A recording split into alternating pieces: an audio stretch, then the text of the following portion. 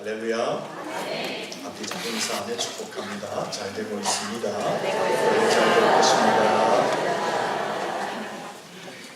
박현용 박사님의 조직신학 구원론에 보면 구원의 서정을 9단계로 설명하고 있습니다. 첫째가 소명입니다. 둘째는 중생입니다. 셋째는 회심입니다. 넷째는 신앙, 곧 믿음입니다. 다섯째는 친이입니다. 여섯째는 수양입니다. 일곱 번째는 성화입니다. 여덟 번째는 성도의 견인입니다. 아홉 번째 마지막 단계는 영화에 이르는 것이 구원의 9가지 서정입니다. 여기서 본문과 관련된 것을 끄집어내라면 여덟 번째 성도의 견인이라고 말할 수 있습니다.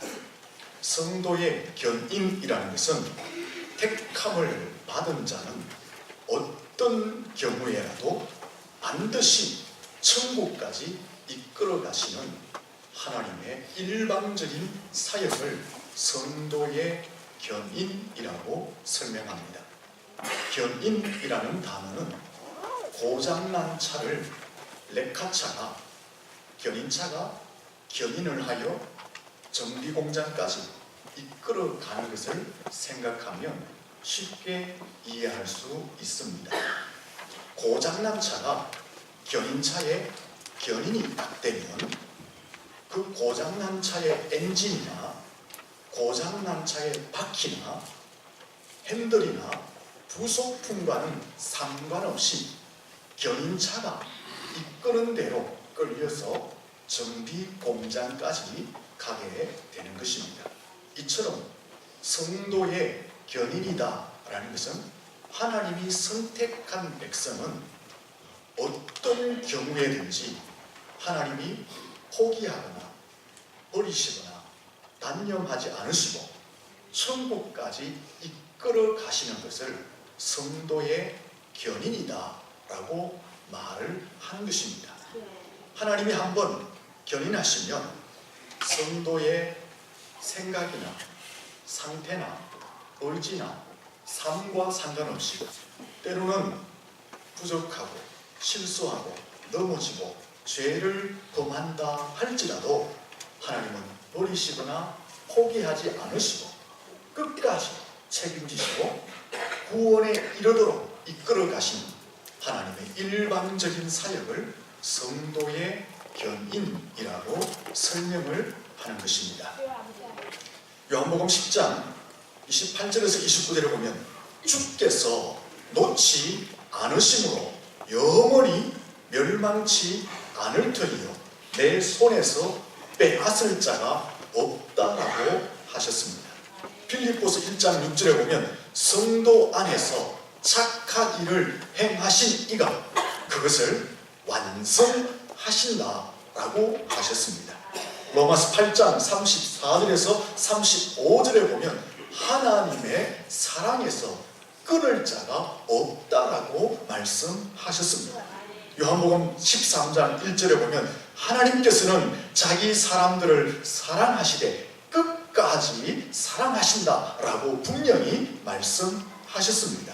이 말씀들은 성도의 견인을 설명하는 것입니다.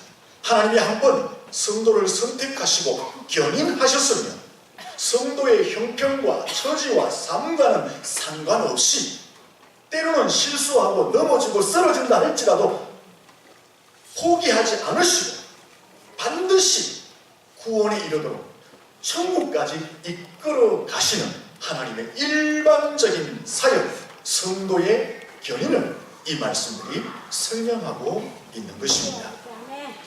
저와 여러분은 하나님에 의해서 견인을 당하셨습니다. 우리 옆 사람에게 축복할까요? 우리는 하나님께 견인당했습니다.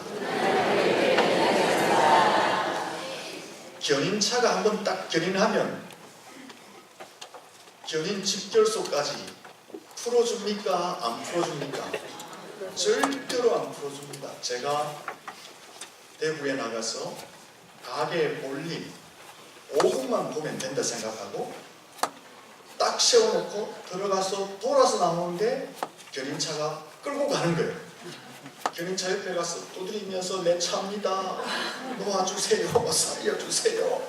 이러시면 안 됩니다. 네가 그러면 안 된다 하면서 그 집교서까지 가는. 그래서 내가 택시 타고 따라가서 벌금 물고 택시 요금 물고. 이게 견인입니다. 우리는 하나님께 견인을 당한 줄로 믿습니다. 하나님은 우리를 견인하셨기 때문에 우리의 삶이 어떻든 하나님은 그 견인하신 것을 절대 풀지 않으시고 천국까지 우리를 이끌어 가시는 줄로 믿습니다. 어디 가서 풀어줄까요? 천국 가야지.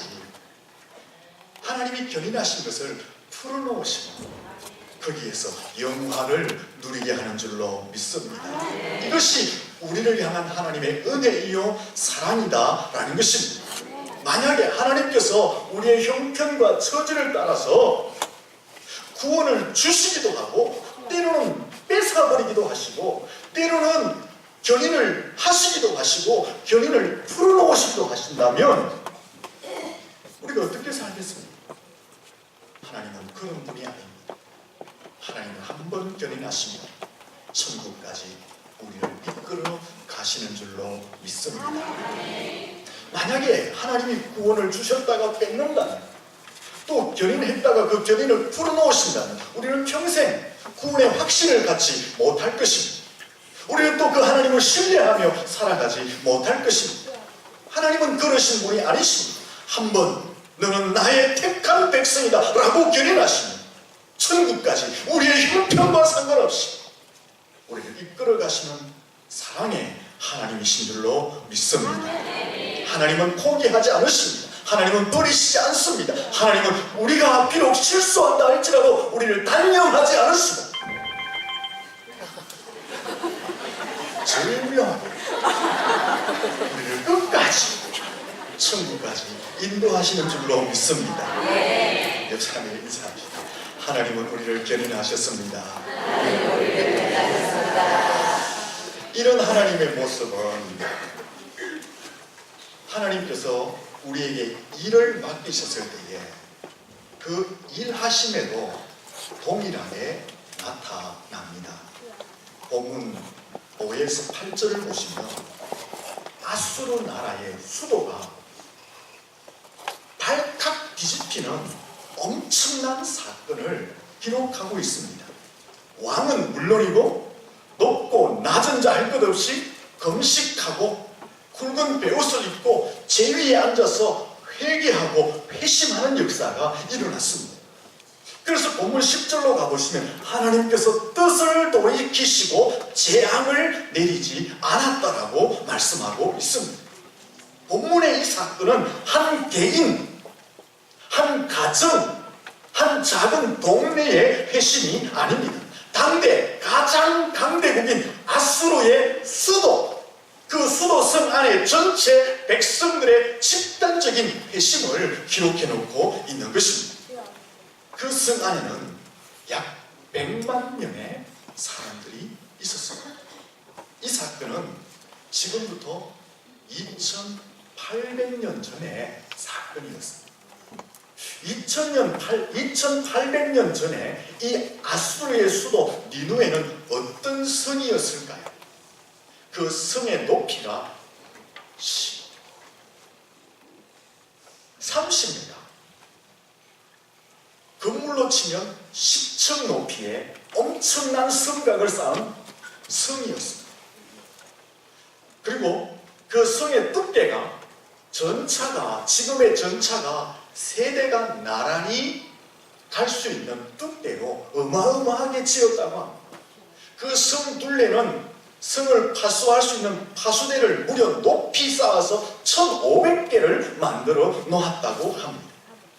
성 안에 도시가 있고 성 밖에 도시가 있는데 그 둘레가 약 60마일, 약 100km 정도 된다고 합니다.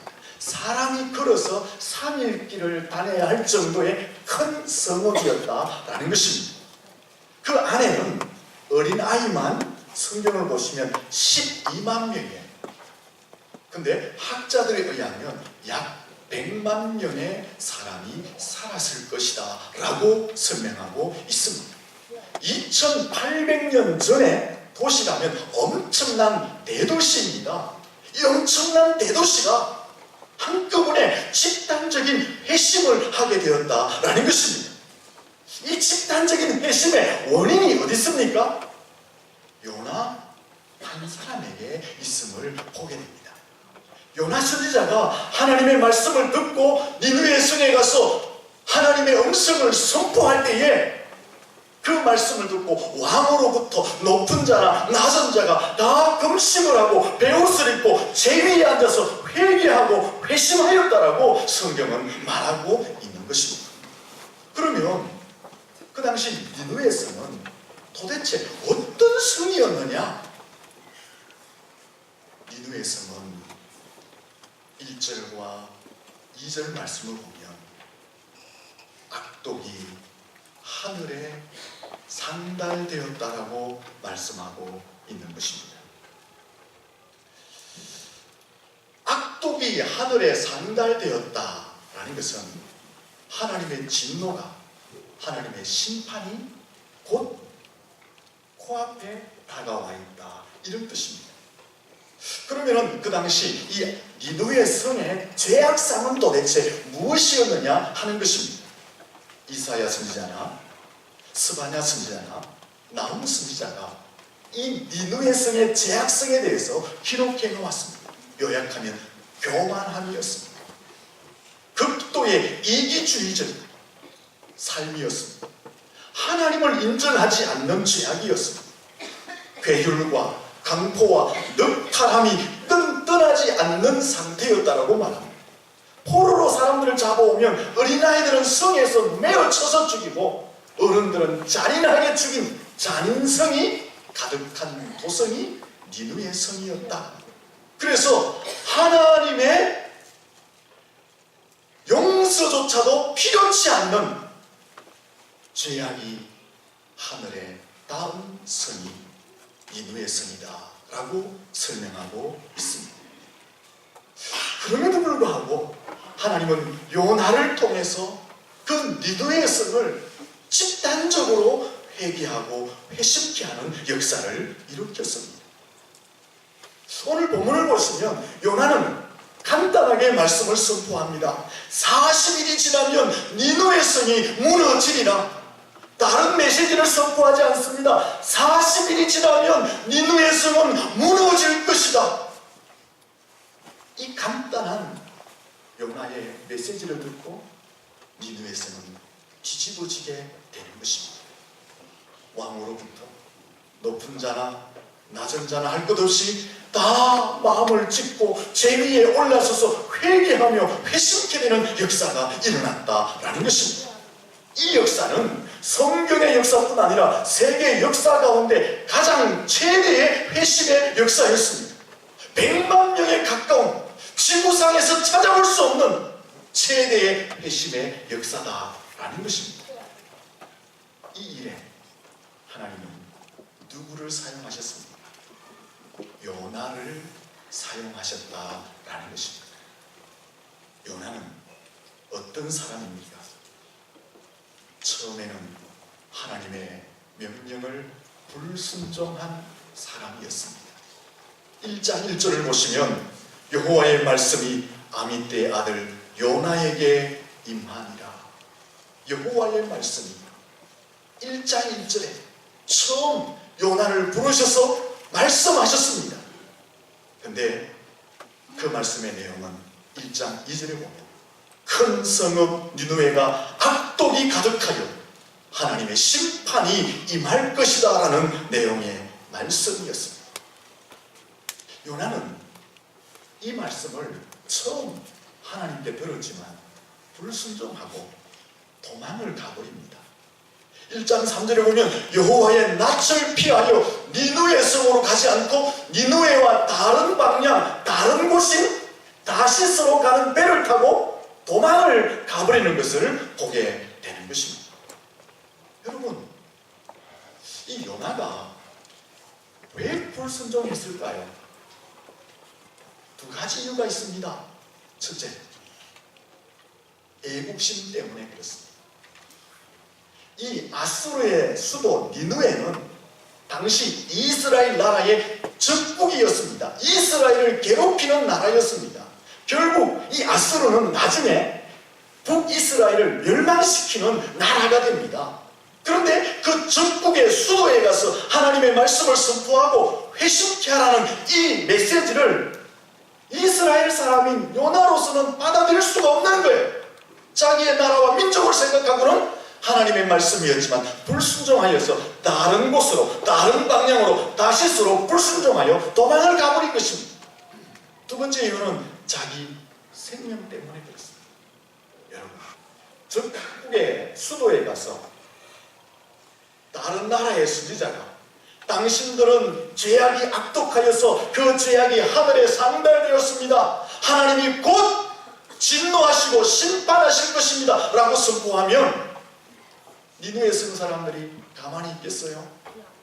자기 나라 사람도 아니고 이웃의 작은 나라의 한 선지자가 볼품없이 와서 너희는 죄악이 가득하다, 심판받을 것이다, 멸망받을 것이다 이러면 관두겠어요? 잡아서 죽여버릴 것입니다. 그래서 요나는 결심합니다. 나는 이 말씀에 찬성할 수 없어. 나는 애국심을 가지고 있어. 나는 또 내 생명이 위태로워 하면서 불순종하여 그는 하나님의 낯을 피하여 다시스로 도망을 갑니다. 다른 곳으로, 다른 방향으로 배를 타고 하나님의 낯을 피하여 도망가는 것입니다. 아마 요나는 이렇게 생각했을 거예요. 내가 불순종하여 다시스로 가면 다 끝이 날 것이다. 내가 하나님의 낯을 피하여 도망가버리면 하나님도 나를 버려두실 것이다. 내가 하나님의 말씀을 잊어버리고 다른 길로 가버리면 하나님도 나를 단념하실 것이다. 이 일을 거두어 버리실 것이다 라고 요나는 생각했을 것입니다.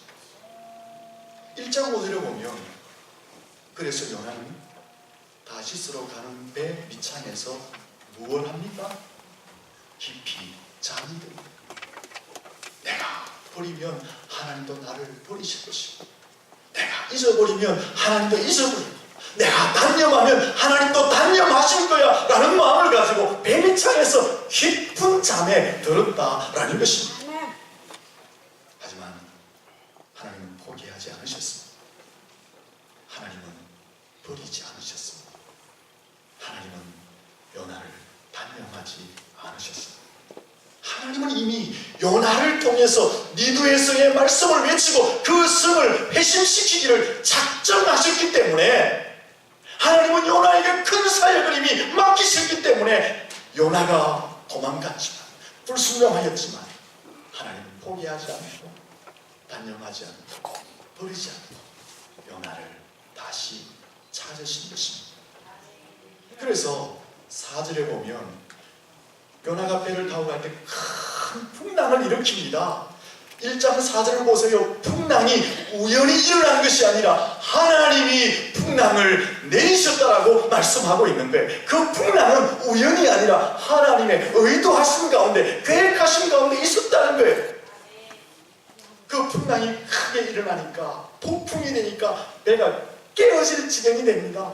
그때서 요나가 깨달죠. 내가 불순종하여 이 풍랑이 일어났구나. 나 때문에 그렇구나. 그래서 선원들에게 뭐라고 합니까? 나 때문이다. 나를 바다에 맡기고 가. 선원들이 아니야, 이겨나갈 수 있어 하고 외면했지만 요나가 자기의 죄를 고백했어요. 나 때문이야. 결국 선원들이 마지못해 요나를 바다에 던지지 않습니다. 근데 1장 17절에 보면 큰 물고기가 요나가 바다에 던져지는 순간 삼켜버렸다고 하죠. 근데 그 큰 물고기도 우연히 지나가다가 요나를 삼킨 것이 아니라 하나님이 예비해 두셨다라고 말하고 있습니다. 무엇을 이야기합니까? 큰 물고기도 하나님의 의도하심과 하나님의 계획하심 가운데 있었다라는 것을 성경은 밝혀두고 있는 것입니다. 이러한 사실은 요나는 불순종하여 도망가고 잊어버리려고 했지만 하나님은 버리지 않으시고 포기하지 않으시고 단념하지 않으시고 요나를 찾으셨다는 것을 말씀하고 있는 것입니다. 그래서 그 요나는 물고기 뱃속에 들어가서 회개하잖아요. 하나님, 내가 잘못했습니다. 하나님 그 회개를 들으시고 요나를 다시 회복시켜 어떻게 합니까? 큰 물고기로 하여금 니느웨가 가까운 곳에 토하여 내어 요나를 살려주는 것입니다. 그래서 요나는 이제 더 이상 불순종하지 않습니다. 더 이상 외면하지 않습니다. 하나님이 말씀하신 두 번째 말씀을 듣고 오늘 본문이죠. 니느웨 성에 가서 외칩니다. 근데 간단하게 외치죠. 40일이 지나면 니느웨 성이 무너질 것이다. 그 간단한 메시지 앞에 왕과 높은 자와 낮은 자 할 것 없이 가슴을 찢고 베옷을 입고 제위에 앉아서 회개하며 회심하는 역사가 일어났다라는 것입니다. 우리가 여기서 보아야 할 것이 있습니다. 그것은 큰 성 니느웨 성 사람들이 회심하였다는 대사건, 너무 중요하죠. 엄청난 회심의 최대의 사건, 그것도 우리가 보아야 하지만 그것보다 더 중요한 것은 하나님께서 요나를 포기하지 않으셨다. 하나님께서 요나를 버리지 않으셨다. 하나님께서 요나를 단념하지 않으셨다. 불순종하는 요나, 도망가는 요나, 제 살 길을 찾아가는 그 요나를 하나님은 다시 찾으셨다라는 것입니다. 불순종하여 도망가는 제 갈 길을 찾아가는 그 요나를 다시 찾으시고 회복시켜 주시고 하나님의 사역을 완성케 하셨다라는 것을 우리는 볼 수 있어야 하는 것입니다. 하나님께서 왜 이렇게 하셨을까요?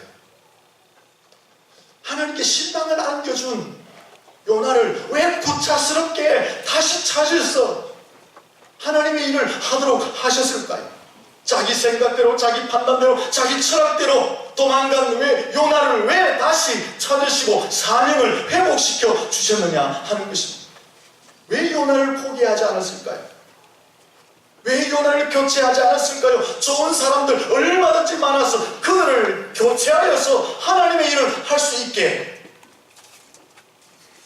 하는 가능성도 있습니다. 왜 하나님은 그 불순종한 요나를 교체하지 않으셨나요? 다시 찾으시고 두 번째 기회를 허락해 주셨느냐? 큰 일도 중요하다. 큰 업적도 중요하다. 큰 역사도 중요하지만 하나님의 마음과 하나님의 시선은 한 영혼도 중요시 하시기 때문에 그런 줄로 믿습니다. 니느웨 성의 집단적인 회심도 중요하지만 하나님은 한 영혼, 그 요나도 중요하게 여기셨다라는 것입니다. 여러분, 베드로는 어떤 인물입니까?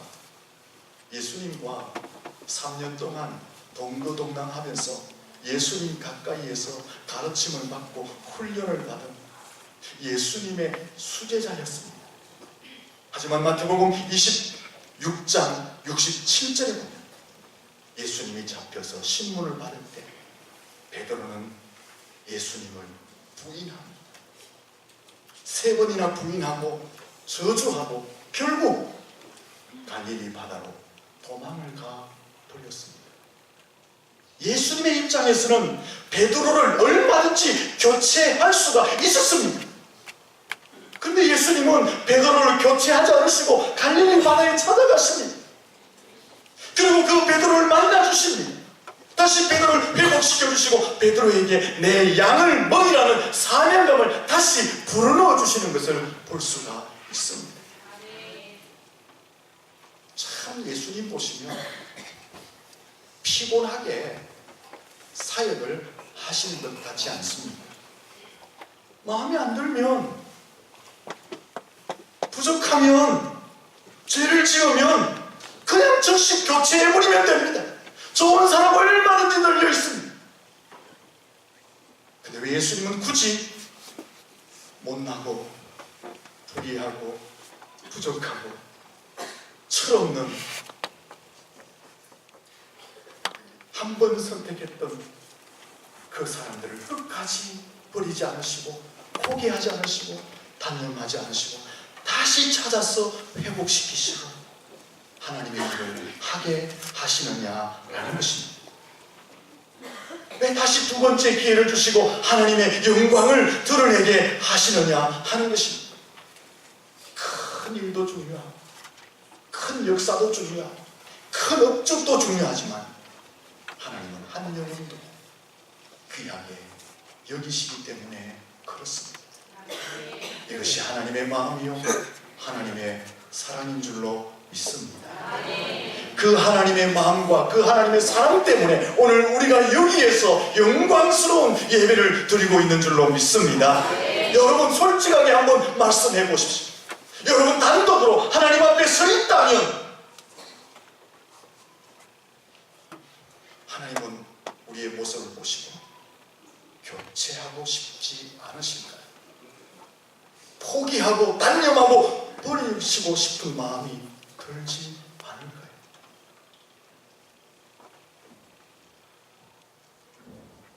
본래 우리는 구제불능인 존재, 한없이 약하고 죄로 오염된 전적으로 부패한 존재, 벌레만도 못한 존재였지 않습니까?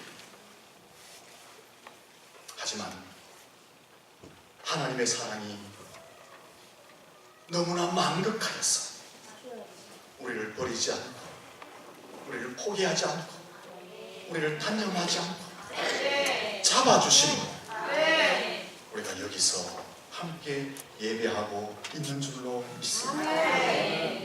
하나님의 그 마음, 하나님의 그 사랑이 우리를 여기 있게 한 줄로 믿습니다. 옆 사람에게 축복할까요? 하나님 사랑 때문에 여기 있는 것입니다. 하나님은 단번에 판결을 내리지 않습니다. 하나님은 단번에 단념하지 않습니다. 하나님은 단번에 포기하지 않습니다. 이것이 하나님의 사랑입니다. 시편 148편에 보면 하나님은 노하기를 더디하시는 분, 자비와 긍휼이 크신 분, 하나님은 인자하심이 영원하신 분이시다라고 설명하고 있습니다. 그런 하나님이시기 때문에 자기가 세웠던, 자기가 신임했던 하나님의 사람들이 불순종하고 배신한다 할지라도 하나님은 결코 쉽게 단념하거나 포기하지 않으신다라는 것입니다. 우리는 어떻습니까? 툭하면 실망했다고 말합니다. 우리 툭하면 기대에 못 미친다고 말해버립니다. 그래서 포기하고 단념하고 잘라내고 단절하는 그런 삶을 살아가고 있습니다. 하지만 하나님은 그렇지 않습니다. 우리가 좀 실수하고 좀 넘어지고 좀 부족하고 때로는 죄를 범한다 할지라도 단번에 판결하시고 단념하시고 포기하지 않으시고 우리를 끝까지 붙드셔서 회복시켜 주시고 하나님의 일을 하게 하시고 천국까지 인도하시는 분이신 줄로 믿습니다. 그러므로 여러분 좀 실수했다고 내 삶에 좀 고난이 있다고 내 삶이 좀 안 풀린다고 낙심하고 좌절하지 마세요. 요나를 붙드신 하나님이 우리를 붙드셔서 회복시켜 주실 줄로 믿습니다. 하나님은 요나를 포기하지 않으신 같이 우리들 역시 결코 포기하지 않으시고 꼭 붙들어 주시고 하나님의 일을 하게 하시고 영광스러운 천국으로 인도해 주실 줄로 믿습니다. 열왕기상 19장에 보면 엘리야가 아합 왕과 이세벨 왕후가 목숨을 노리고 끝까지 추격하자 탈진해버리죠. 그래서 로뎀 나무 아래서 하나님께 말합니다. 이제 넉넉하오니 내 생명을 취하소서. 무슨 말이에요? 지금 엘리야는 포기한 거예요. 두 손 두 발 다 놓은 거예요. 더 이상 나는 무엇을 할 수 없습니다. 내 생명을 취하라고 자신을 포기한 거예요. 하지만 하나님은 포기하지 않으셨습니다. 엘리야는 포기해버렸지만 하나님은 그 포기한 엘리야에게 찾아가셨어요. 먹을 것을 주시고 그를 어루만져 주시고 다시 새 힘을 주셔서 사명의 길을 끝까지 달려가게 한 줄로 믿습니다. 여러분, 우리도 인생을 살다 보면 엘리야처럼 포기할 때가 있잖아요. 하지만 그 순간에도 하나님은 포기하지 않으시는 줄로 믿습니다. 우리가 요나처럼 때때로 도망갈 때가 있습니다. 그럼에도 불구하고 하나님은 우리를 단념하지 않으시는 줄로 믿습니다. 예수님의 제자들, 예수님이 십자가에 죽으시고 못 박히자 그들은 두려워서 문을 잠그고 다 단념해버렸어요.